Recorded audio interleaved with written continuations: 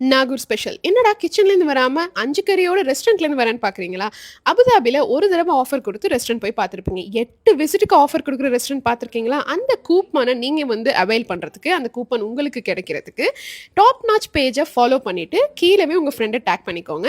அதுக்கப்புறமா ஸ்க்ரீன்ல தெரியிற நம்பருக்கு 5 கறி இல்ல நல்லி பிரியாணின்னு மெசேஜ் பண்ணிட்டீங்கன்னா, உங்க ஆர்டரும் பிளேஸ் ஆயிடும். உங்களோட கூப்பனும் கிடைச்சிரும். 8 விசிட்டுக்கு ஆஃபர்ஸ் இருக்கு ஃபிரெண்ட்ஸ். கண்டிப்பா கிராப் பண்ணிக்கோங்க.